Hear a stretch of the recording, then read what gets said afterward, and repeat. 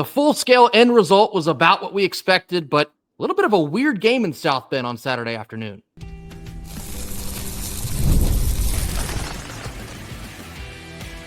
You are Locked On Wolfpack, your daily podcast on the NC State Wolfpack, part of the Locked On Podcast Network, your team every day. What's up, Wolfpack Nation? It's time to get locked in with Locked On. Thanks for making Locked On Wolfpack your first listen each and every day. We are free and available wherever you get your podcast and on YouTube, part of the Locked On Podcast Network, your team every day. Welcome to your Saturday evening post-game live. It is brought to you by Mazda. Like players, Mazda sweats out every detail because when you make every move count, pulling off the unexpected is only the beginning. Mazda, move and be moved. What's up, Wolfpack Nation? As always, I'm Grayson Boone, joined by former Wolfpack defensive tackle Kenton Gibbs. NC State falls 36-7 in South Bend on Saturday evening. A little bit of an odd game. It was not quite what I expected from both Notre Dame and NC State, but a 37-6 drubbing.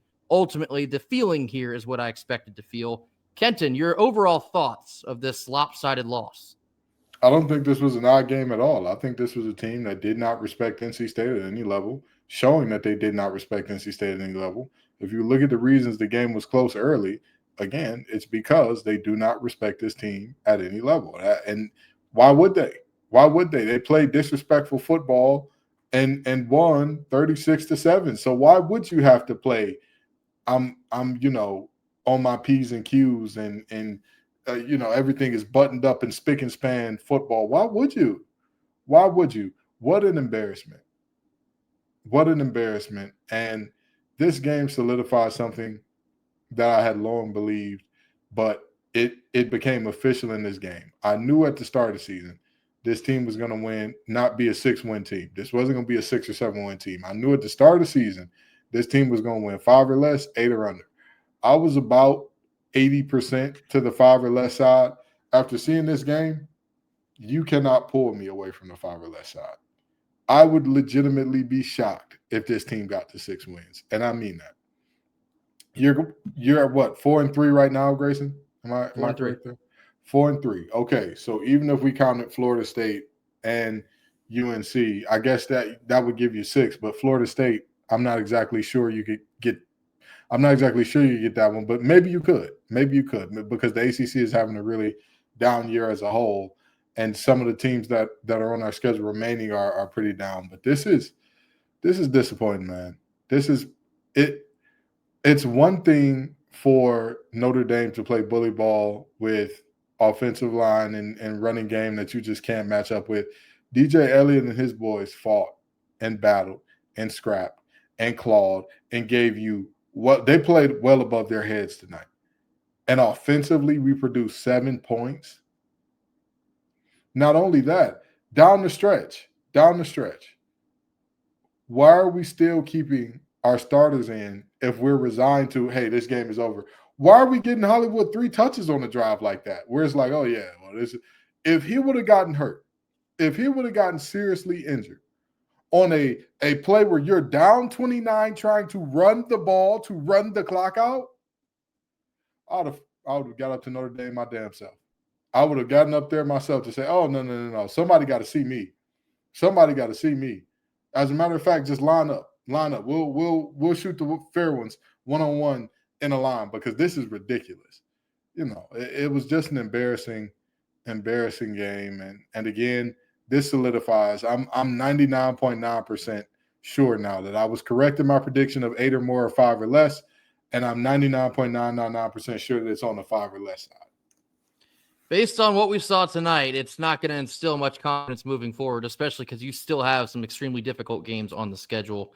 Offensively for the Wolfpack today, what a mess. What a mess. And I believe, we've talked about it against Duke, and at some points in the other games, especially the Virginia Tech game, CJ Bailey just doesn't really look that confident against defenses that have a pulse. Because last week against Campbell, well, yeah, it's Campbell. So he's going to throw for 350. He's going to throw for 4 touchdowns. He's bouncing around. He's having a great time.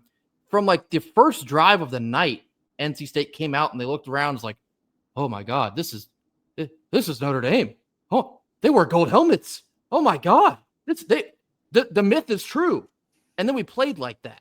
with the exception of the touchdown pass to Terrell Anderson. That was great. I mean, we know that he's wide receiver one. I think there's no doubt there. But hold on, Grayson. Hold on, just real quick. On that big play to Terrell Anderson, this is the part that pisses me off the most. Even before the game was over, it seemed like this team had packed it in and was designed to letting certain things happen. Because to me, a trick play is not taking a risk. A risk is coming in with the idea, we're going to throw it deep all night long. We're going to launch that thing. We're going to let it fly all night long until they back up, and then we may do something differently.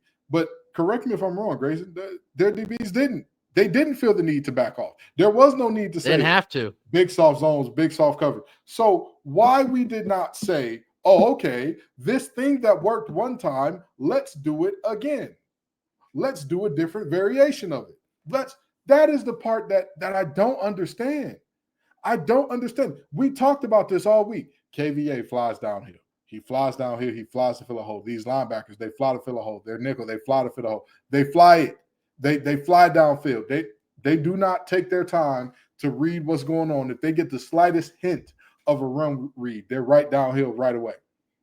And yet we kept saying, first down, we need to run the ball. We don't want them pinning their ears back. Hell, let them. Let them. And then offensive line-wise, we're supposed to be good enough at the tackles with a guy that's a super senior, made the freak list and Ja'Carrius Peak on one side and Teague Anderson on the other, a guy who may not have played Power 4 football, but you got 4 damn years of college football experience under your belt. Let them pin their ears back. And I trust my guys to get it done. I trust Spike to be a super freshman. And if anything, I'm okay with a little bit of pressure coming from the inside because at least he can scramble out, figure out something there. And then, like you said, CJ looking unconfident, that throwaway interception. What the hell is his problem with just saying, I'm going to give a kid a souvenir today? What's wrong with that? This to me, the coaches in terms of game plan was not there. The players in terms of execution was not there. I will give them. They played hard to start this game off. I'll give them that. I can't watch this game and say, hey, this was not a team that gave effort. They did. They did. But to me, I look at this and I just say, well, for crying out loud, can we put it all together? Players, can you show up when it matters most? Offense, can you show up when it matters most? We talked about how great y'all were, how phenomenal you were all season. And then when it matters most, in a moment like this, you pull an avatar. You vanish when the world needs you the most. What's going on? It's really just disappointing. And again, this is another nail in that coffin that's going to say, here lies the tenure of head coach Dave Doeren. Yeah, and extending your point, either in the first half, shockingly enough, the defense holds Notre Dame on the road to just 10 points. Everybody's looking around like, wait a minute, 10 points at half? We're only down 3 points at half. This isn't actually going to happen, right? And then, I mean, the second half is kind of what we expected to happen from there on out. History repeats itself. However, yeah, I thought the defense played pretty well in the first half. I think extending upon Kenton's point that Notre Dame did not respect NC State, I think some of the play calling you saw from the Irish in the first half is indicative of that, especially rolling out CJ Carr twice on 4th down in the red zone. Why? You have maybe the best 1-2 punch in your backfield in the country, but you're like testing out rollout plays. And I don't know what that was, but it looked like they were kind of just experimenting with us. It looked like they didn't respect us enough to just essentially ram it down our throat and do what they should have done, put the points on the board. They'd rather test things out that maybe they can use later on in the year. That is what that felt like. And so that is like arguably more embarrassing than getting blown out in the second half. This team didn't respect you enough to just end the game in the first half. I don't know. Let's get into a quick ad read. This will not be a very long post-game live. I have something to run to. Let's get to a quick ad read. Here we go. Mazda delivers confidence with every ride with more IIHS top safety pick awards than any other vehicle. From footwork to breathwork, athletes sweat out all the details. Mazda brings the same intention in how they craft each and every model. You can feel the Japanese craftsmanship in every detail, from the metallic accents to the available Napa leather upholstery. You can make everyday drives feel like anything but, with smooth handling and intuitive controls. Like players, Mazda sweats out every detail, because when you make every move count, impossible becomes irrelevant. Mazda, move and be moved. All right, second half of our relatively quick post-game live here tonight. Again, 36-7 loss in South Bend. Touched on the defense. They played well in the first half. Obviously wilted down the stretch in the second half. That is to be expected when the offense cannot stay on the field. I want to talk a little bit more about these interceptions that CJ threw, namely that one that Kenton already referenced, rolling out. The play is essentially, the play is over. But instead of throwing it out of bounds to live another day, you just kind of carelessly floated up in the air right into the hands of a Notre Dame defender. And that happened essentially twice. So to Kenton's point here, how is this not being coached into CJ Bailey? You cannot make mistakes like that. You cannot carelessly just float the ball into the abyss and hope for the best when you let it go. What is that? Because we saw the same thing against Virginia Tech. The only difference was he didn't throw it. He just kept it and took a sack for a loss of 7. What is that? Who is allowing him to do that in practice and in games? That's what I want the answer to. That's unacceptable. And there were several other flaws in the offense as we saw. I mean, Hollywood Smothers, God bless him, he did the best that he could. But when you're running into a loaded box, especially on first down all night, I mean, you get what you can get, but that's really it. What more do you expect there? CJ did not look confident with the ball in his hands. I thought the play calling at times reflected that. We've talked about that in the past as well. Just an offensive disaster from start to finish tonight. It was soft. It was soft. It was really a soft performance by the players in terms of execution, by the coaches in terms of game planning. It was soft. It was soft. And this team disrespected you in every single way imaginable. They did not take you seriously. They did not think you were worthy of their A+ stuff. This is like a pitcher who's everybody knows he throws heaters. That's his thing. And he's like, this kid can't even hit my breaking ball. Do I have control of it? No. But he's probably going to swing at it anyway, even if it's 3 feet off the plate. That's what we just saw. That's what we just saw. Them saying, oh, yeah, we should do this. But we could it's if you ever played basketball before, it's called the whoever offense. You know what that means? Whoever you're checking, get them the ball. Whoever you're checking, get them the ball, and we'll figure it out. We saw so much that was we saw so much that was so it's so infuriating because we continue to fall back into old habits and old patterns that we have seen over the course of nearly a decade do not work. Yeah. This idea of, we've got to run the ball every time on first down. Who told you that? Who told you it's against the rules to throw the ball on first down? Who told you such a thing? CJ Bailey, who told you it's illegal to throw the ball out of bounds once you're outside the pocket? One of the plays, the one that I was referencing, that it was the really egregious one, the play was a designed rollout. What? Brother, you're outside of the tackle box. Give some wonderful kid in South Bend a souvenir. Go ahead, give them a souvenir and go on about your way. Instead, we get what we get there. And this game wasn't good enough by anybody. But I will applaud the defense. I will applaud the defense because they hung tough and hung tight. And the difference between how we're treating the defense and the offense is because of, number one, expectation, but number two, actual result, right? Exactly. We've talked about this before in terms of different groups are going to have different, we'll feel differently because they're expected to do a certain thing. Grayson and I both predicted that the defense would give up 50. 50. How many did they actually give up, Grayson? Only 36. Only 36. And when we really get into the math of it, 2 were on the safety, so that's 34. And then how many of those points came as a direct result of a turnover that put them at the plus 30 or deeper? You see what I'm saying? I know at least one touchdown. I know at least one, maybe more. So you're looking at minimum, 9 points off the board from the defense that, they ended up taking at minimum. Could be more. So at minimum, they gave up 27 in essence. I'm okay with that. If you would have told me coming into this game that Wolfpack going to give up 27, how you feel about it? I would have been geeked up. You know why I would have been geeked up? because number one, I wasn't gonna have to bring a dog home. I hate to tell y'all, I'm not a big pet person, never owned a pet in my life. But number two, I said, oh, the Wolfpack offense, they're gonna give you a shot. They're gonna give you a shot. Instead, we saw predictability beyond measure. Instead, we saw our momentum when we did have something going ruined by trick plays. What are we doing? You just got a first down, doing what you do, being who you are, and then your thought is, oh, we need to get tricky. We need to get cute. Quick question, Grayson. How many successful trick plays have we run all year? I'm failing to remember any at this point. And by the way, just real fast, how much harder could we have telegraphed that a trick play was coming? You put up Wesley Grimes in the backfield. You line up Hollywood Smothers out wide. You have motion. Everyone in the stadium knew that something inordinary was about to happen. And guess what? The defense for Notre Dame, they're ready for it. Very nearly hit the defender in the back of the helmet with the pass from Hollywood Smothers. That's how ready for that they were.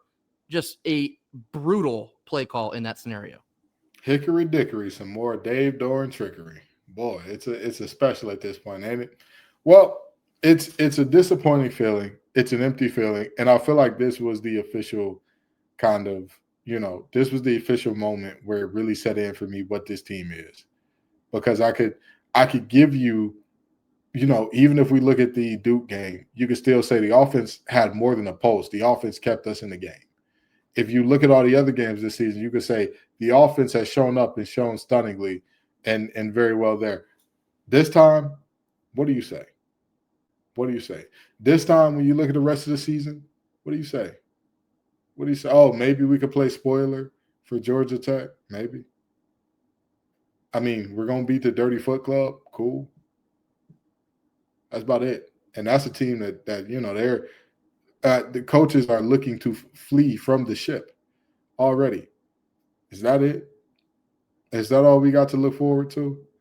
I'm not disappointed to see people in the comments saying, hey, it's basketball season.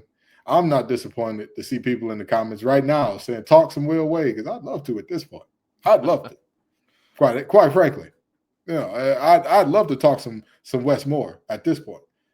Because if our football team is going to put on a performance like this, and if our coaches are going to have us go out like this, to where you're down 29, 3-4 minutes left, and you're exclusively running the ball with your starters, what are we doing? What are we doing? This was a very unserious performance by our offense, and this was an unserious performance by our coaching staff as well. This was very disappointing, to say the least, and I walk away from this game solemnly feeling like anything over 5 wins would be a shock to me. Yeah, I mean, there's really not much else to say here on Saturday night, so it kind of makes sense that I have to run anyway. So we'll wrap this up here. 36-7 loss in South Bend, just a very disappointing show, because it's not exactly the end result that I see people crashing out about. And by the way, if you're crashing out about this game when very few of us actually believed the result would be the opposite, don't do that. Save yourself the trouble today. Don't crash out over this loss, because again, the end result, it is what it is. It sucks. It sucks. I hate to see them quit at the end, because that's something that we were able to say, well, at least they don't quit. At least no matter what happens, this team won't give up. At the end of this game, they gave up. Yeah. And once you start giving up in games, then you reach the point, it's like, okay, well, then why are we doing this? Why are we lining it up every Saturday? Why should the fans come to the stands if we're going to quit when things don't go our way? That part is disheartening. We'll probably talk a lot more about that on Monday as well. But we're going to wrap this thing up here. 36-7 loss in South Bend. Tough one. But we're on to the next. Actually, into a bye week now. I assume that's probably much needed at this point. 7 straight games without a bye. Now they go into a bye week before heading on the road out to Pittsburgh. That will do it for us here Saturday night. We'll see you all again on Monday. So until then, go Pack. Go Pack.